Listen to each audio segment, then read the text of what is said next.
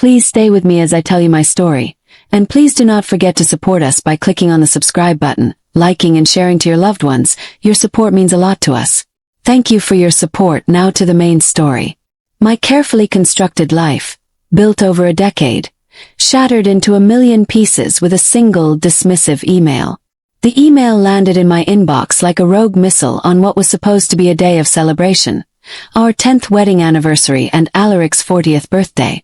I was 38, an accounting assistant, and for 10 years, I'd poured my heart and soul into our shared existence. Alaric, a real estate sales team leader, was always busy, always on the go, but I'd convinced myself that was just the nature of his ambition. The subject line, urgent work emergency, didn't immediately raise alarms, not with Alaric.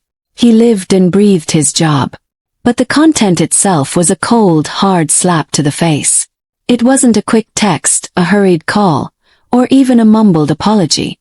It was a formal, almost detached email, stating he'd been called away on an urgent out-of-state work matter and wouldn't be home for our anniversary dinner, or his birthday celebration. He hoped I understood. Understood. My hands trembled as I reread it, the polite, almost clinical tone grating on my nerves. It wasn't the Alaric I knew or thought I knew at all. A gnawing unease began to settle in, a prickle of intuition that something was profoundly wrong. I tried calling him, but his phone went straight to voicemail. I texted but got no reply. The silence was deafening, amplified by the festive decorations I'd painstakingly put up for our evening. The special dinner I'd planned, the gift I'd wrapped. All felt ridiculous, mocking me from the kitchen counter. Hours later, still no word. The unease morphed into a full-blown dread. The next morning, the dread solidified into a horrifying realization. I remembered a casual remark Alaric had made a few weeks prior about clearing out some old files from his home office. It had seemed innocuous then, just part of his usual meticulous nature. But now, coupled with his sudden disappearance, a chilling thought took root. I went into his office, a space I rarely intruded upon, and my gaze immediately fell on the shredder. It was humming faintly, as if it had just finished a marathon session. A quick glance in the waste bin revealed only tiny, illegible strips of paper. But then I noticed a small, crumpled envelope peeking out from under a stack of old magazines. It was from his company, addressed to him. My heart hammered against my ribs as I pulled it out, my fingers fumbling. It wasn't a pay stub or a memo. It was a formal letter, dated 3 days before his email, confirming his resignation. The world tilted. Resignation. But he'd told me it was an emergency work trip. The lies, they were piling up, each one a sharp shard cutting into me. My mind raced, trying to piece together the fragments of this shattering puzzle. He'd resigned, not gone on a work trip. He hadn't just left for a few days. He had left, period. For good. The truth, when it finally hit me, was a physical blow. He wasn't coming back. He was leaving me. For someone else. My hands shook so violently I could barely hold the phone, but I called his office anyway. Polite, unfamiliar voice answered. When I asked for Alaric, she informed me, with a note of professional detachment, that Mr. Sterling was no longer with the company. He'd resigned unexpectedly 3 days ago. 3 days. The same day he'd supposedly gone on his urgent work emergency. The same day he'd sent that cold, impersonal email. The pieces clicked into place, forming a grotesque mosaic of betrayal. I spent the next few days in a haze of disbelief and pain, oscillating between frantic denial and profound despair. I called his family, his friends, anyone who might have an inkling of where he was, what was happening. Everyone offered platitudes, vague well wishes, but no concrete answers. It was as if he had simply vanished into thin air, taking our entire shared history with him. Then, a week later, he called. His voice, when it finally reached me, was devoid of any emotion, any warmth. It was the voice of a stranger. He didn't offer an apology or an explanation, or even a flicker of remorse. He cut straight to the chase, his words like perfectly aimed darts. He had accepted a new job, he said, an incredible opportunity in Cheyenne, Wyoming. and he was leaving. Permanently. He then informed me that he had already consulted with a lawyer, and divorce papers would be arriving shortly. Just like that. 10 years reduced to a cold legal formality. I've accepted a position as a regional director, he stated. His voice flat, almost bragging. It's a big step up, something I wouldn't have been able to achieve here. Then came the inevitable, the blame shifting, the gaslighting I'd unknowingly grown accustomed to over the years. Only now it was laid bare, raw and undeniable. Frankly, Isabella, he continued, his tone dripping with an air of superior disappointment, you haven't been upholding your end of the bargain. You've become complacent, unsupportive. Not the partner I need to pursue my ambitions. My breath hitched. Complacent, unsupportive. I had sacrificed so much for his ambitions, cheering him on, managing our home, his social calendar, everything. I had put his career before my own, believing in us, in our shared future. And now he was throwing it all back in my face, accusing me of his own failings, his own cruel abandonment. The sheer audacity of it left me speechless, a burning fury simmering beneath the surface of my shock. He hadn't even bothered to tell me in person, to look me in the eye. He was doing it over the phone, thousands of miles away, safe from my pain, from my anger. He then detailed his plans, each word a fresh wound. He had already found an apartment in Cheyenne. He would be moving his belongings out over the weekend. He expected me to handle the apartment lease, the furniture, everything else. He was simply gone. He had already orchestrated his escape, meticulously planning his new life while I was left to pick up the shattered pieces of our old one. The cold, calculated nature of his actions was breathtaking. He had simply walked away, leaving me to deal with the wreckage, the bills, the emotional fallout. He had literally emptied our joint accounts, leaving me with barely enough to cover the immediate expenses. It was a calculated act of cruelty, designed to leave me stranded, alone, and financially vulnerable. The next few days were a blur of practicalities and profound emotional pain. I had to scramble to find a way to break the lease on our apartment, a place that now felt suffocating, filled with ghost memories. I had to figure out what to do with the furniture, the once cherished pieces that now felt like oppressive reminders of a life that was no more. Each box I packed, each item I sorted through, was a painful excavation of our shared past, a past he had so easily discarded. Our wedding album, once a treasure trove of joy, now felt like a cruel joke. The photos of our honeymoon, of our first apartment, of all the milestones we'd celebrated, they were now just sepia-toned relics of a lie. I moved into a small, temporary rental, a stark, impersonal space that mirrored the emptiness inside me. The silence in the evenings was deafening, the absence of his presence a gaping hole. I tried to focus on the logistics, the paperwork, anything to distract myself from the crushing weight of betrayal. But the questions relentlessly circled in my mind.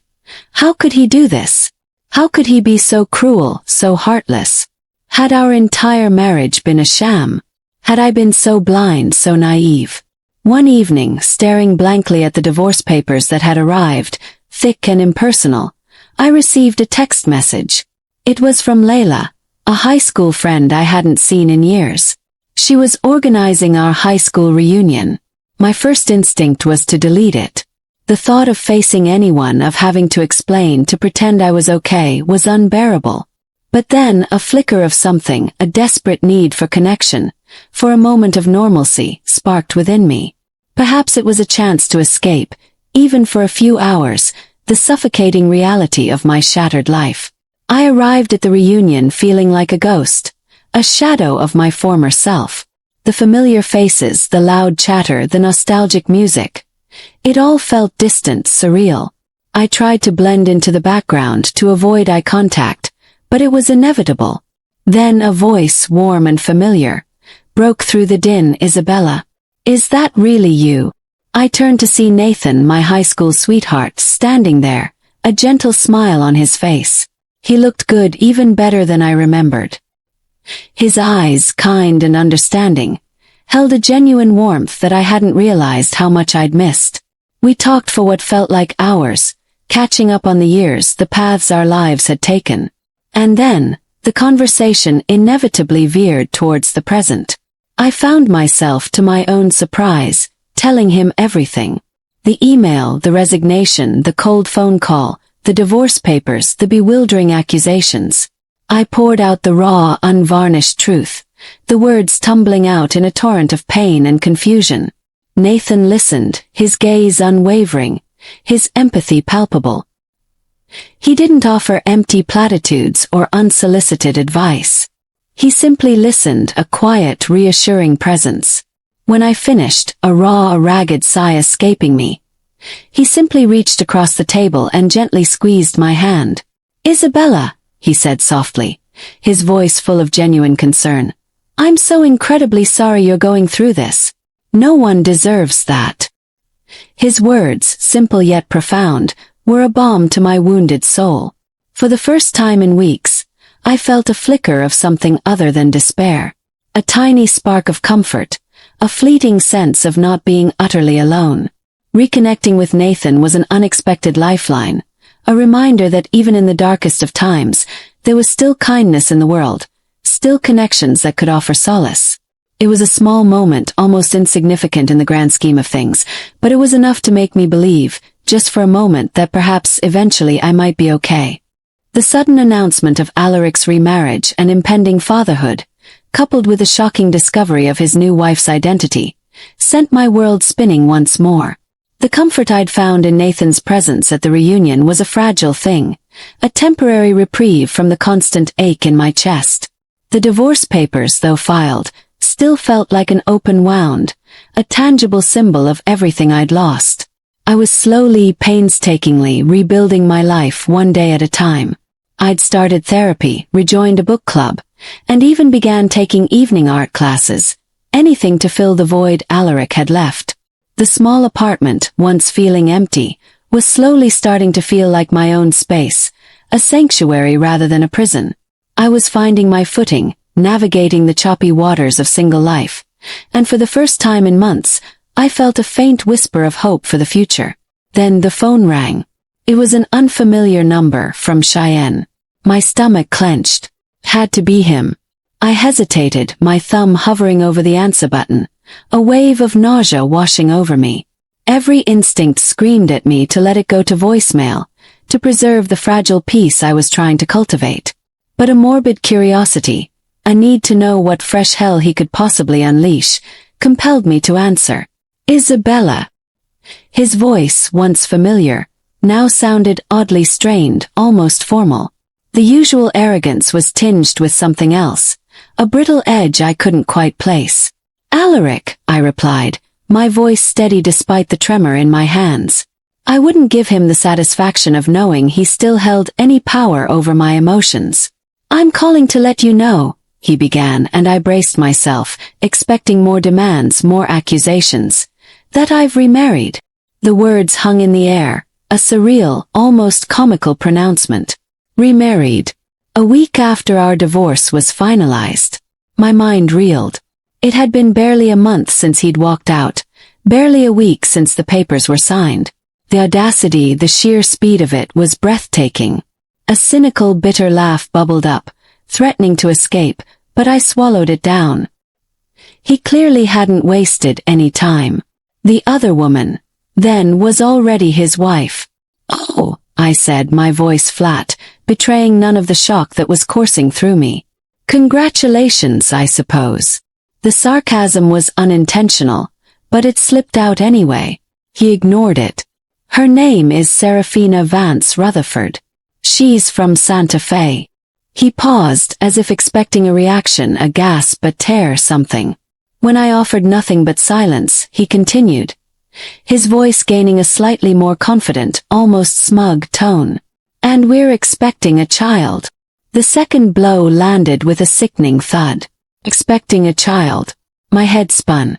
The timeline was impossible, unless this had been going on for far longer than I had ever dared to imagine. It wasn't just a new woman. It was a new family, already in progress. The pieces of the puzzle, the ones I hadn't wanted to connect, started to fit together with horrifying precision. His sudden departure, the haste of the divorce, the pre-planned move to Cheyenne. It was all part of a larger scheme, a meticulously orchestrated betrayal. My stomach churned. He hadn't just left me. He'd been building an entirely separate life right under my nose. Her family is quite influential, Alaric continued, seemingly oblivious to the emotional devastation he was wreaking. They've been incredibly supportive. Her father helped me secure this executive position here. It's a huge step up from anything I could have achieved in Denver. He sounded genuinely pleased with himself, as if he had pulled off some masterful coup. It wasn't just a new job. It was a powerful connection, a social climb. Serafina Vance Rutherford. The name echoed in my head. Vance Rutherford. Old money, certainly. Sudden, sharp memory surfaced. Serafina Vance Rutherford, I repeated slowly, the name taking on a strange familiarity. From Santa Fe. What does she look like? A bizarre impulse, an irrational flicker of recognition, prompted the question. He hesitated, then gave a brief, almost perfunctory description. Tall, blonde, very striking. She has a classic beauty. Something clicked. Name. Face. Unife. Vance. Blonde. Striking. It couldn't be. My mind raced back, sifting through the dusty archives of my high school memories. There was only one person I could think of. Serafina Vance. She hadn't been blonde then, not naturally. And striking wasn't the word I would have used. But the name, the location. A chilling suspicion began to form. Alaric, I said, my voice barely above a whisper, a strange mix of dread and morbid fascination taking hold.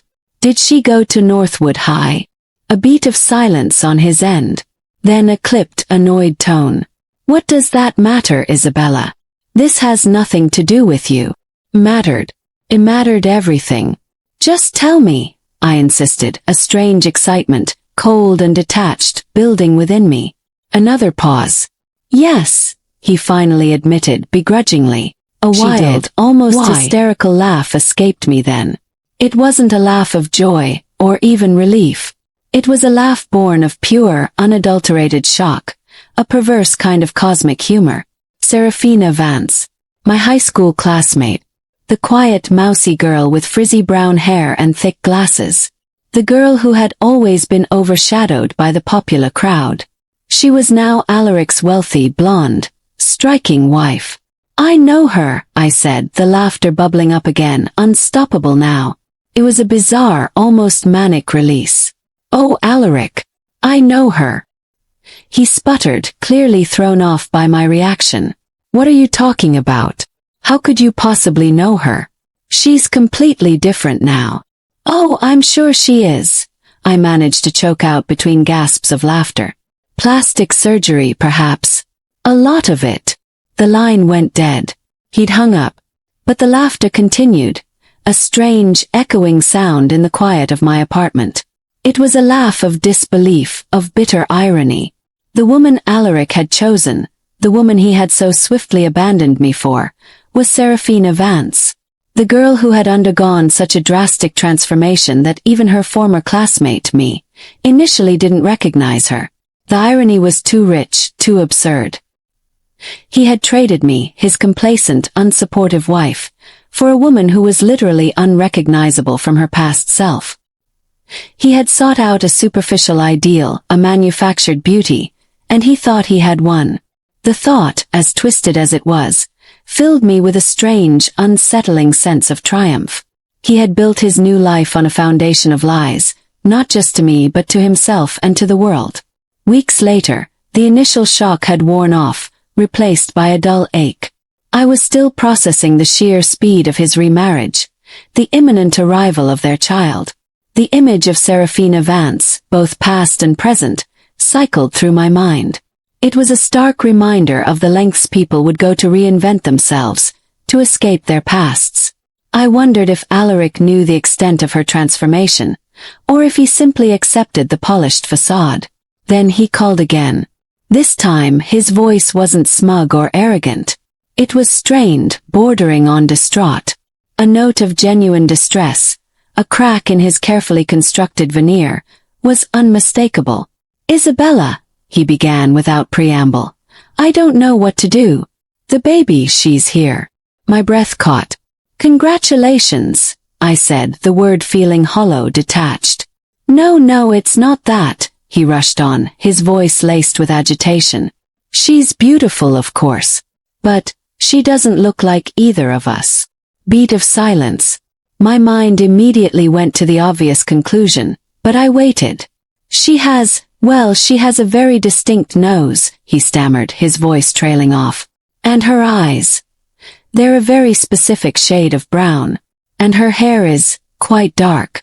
Almost black." My eyes widened. Dark hair, dark eyes, a distinct nose. It was as if a spotlight had suddenly illuminated a forgotten corner of my memory. I saw Serafina Vance, the high school version before the transformation. Her features were suddenly vivid in my mind's eye. The small, somewhat hooked nose she'd had before, the deep brown eyes, the thick, dark brown hair she used to pull back in a severe ponytail. Alaric, on the other hand, had always been fair, with light eyes and sandy blonde hair. This baby, then, was clearly a throwback, a living, breathing testament to Serafina's untouched past. The universe, in its own darkly humorous way, had delivered a poetic justice.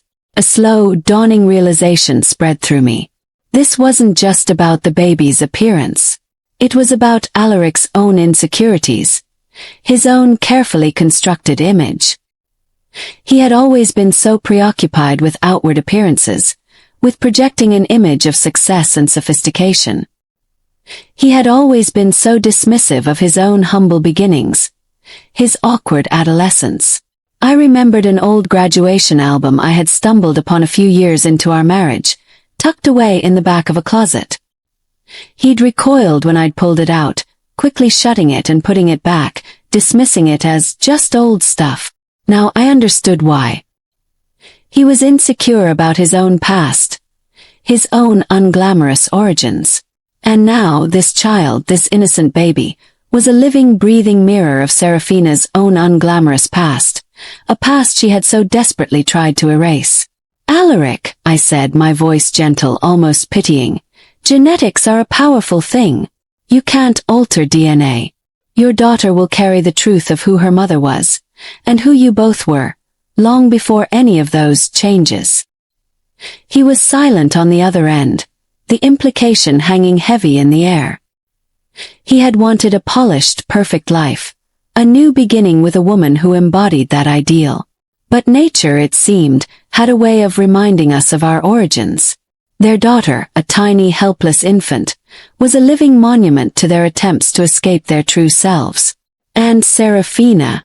I asked, a morbid curiosity guiding my words. "How is she doing with the baby?" His voice was a low mumble, filled with frustration and something akin to fear.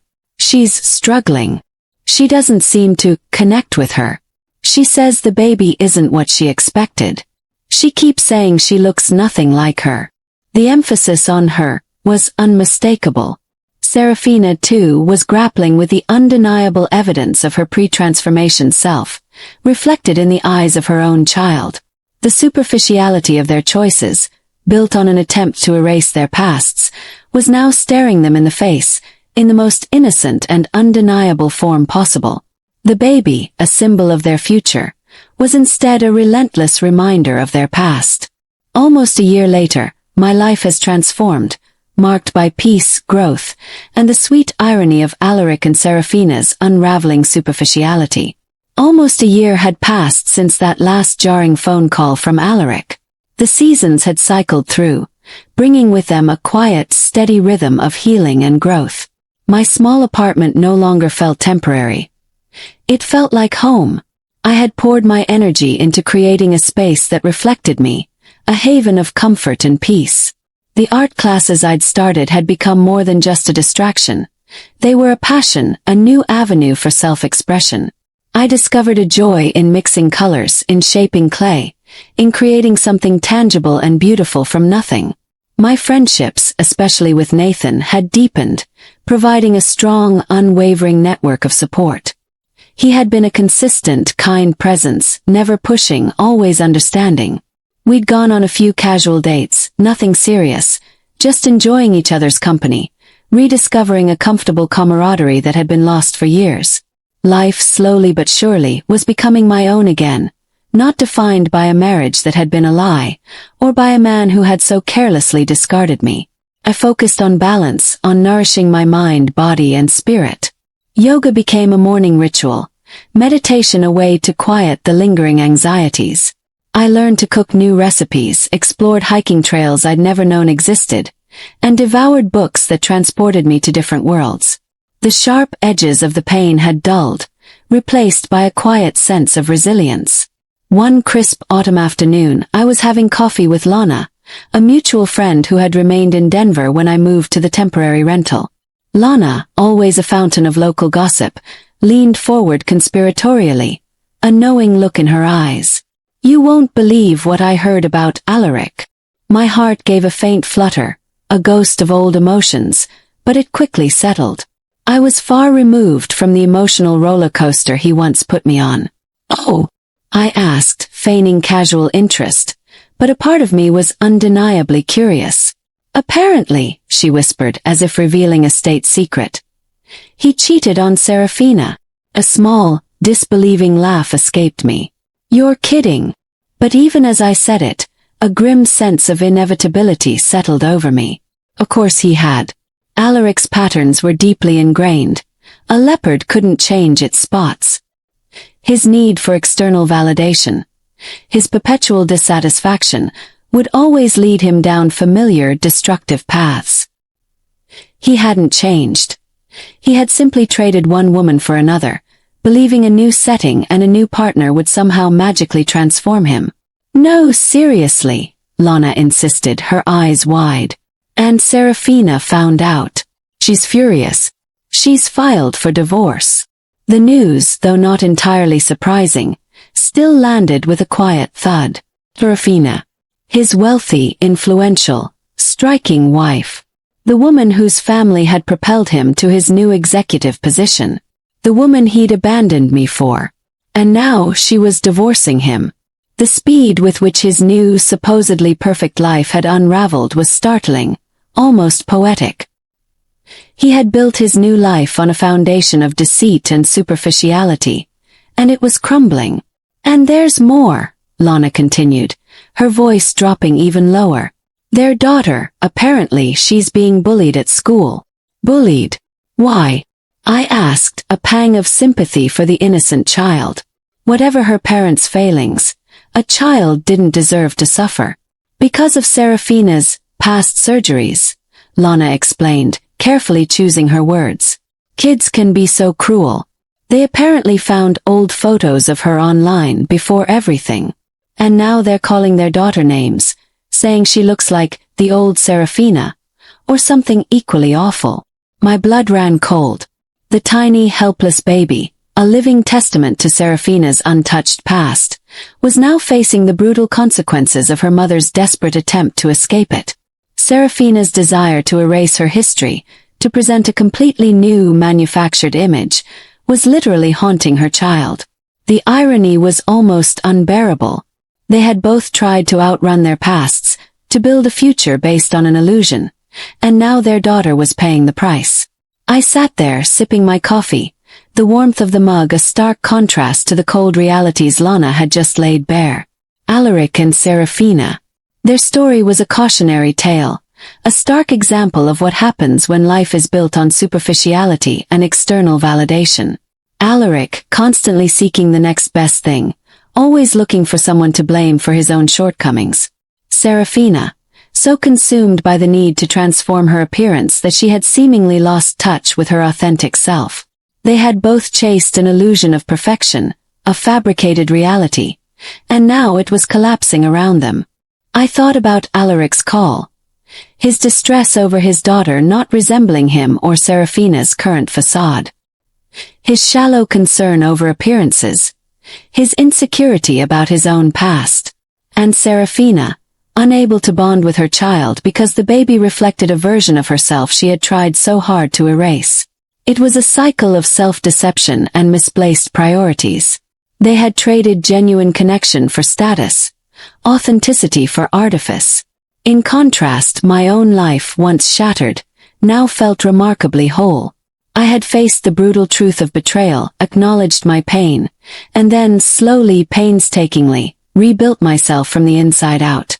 I hadn't sought revenge or validation from external sources. I had focused on my own well-being, on rediscovering who I was beyond the confines of a broken marriage. The peace I felt now was not dependent on someone else's approval or presence. It was an internal, self-generated serenity. I no longer felt the need to forgive Alaric, or Serafina for that matter. Forgiveness, I realized, was often less about the other person and more about releasing yourself from the burden of anger and resentment. But I didn't feel angry anymore. I didn't feel resentment.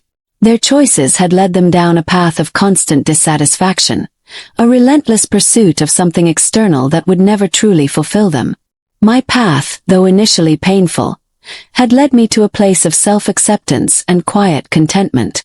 I had learned that true fulfillment doesn't come from external validation, from climbing social ladders, or from meticulously crafted appearances. Comes from within, from embracing your authentic self, flaws and all. Comes from building genuine connections, from pursuing passions that truly resonate with your soul, and from living a life that is true to your own values. As I walked home that evening, the autumn leaves crunching under my feet, a gentle breeze rustling through the trees, I felt a profound sense of gratitude. Not for the betrayal, certainly not for the pain, but for the clarity it had brought. For the lessons it had taught me about resilience, about self-worth, and about the true meaning of happiness. I didn't need to forgive anyone or seek retribution, or even acknowledge their existence. All I needed to do was continue living my life, authentically and truthfully, because in doing so, I was already demonstrating the most powerful form of triumph. My life was my own, built on solid ground, and that was all the vindication I would ever need. Thank you for watching. Thank you for joining me on this journey of rediscovery and resilience.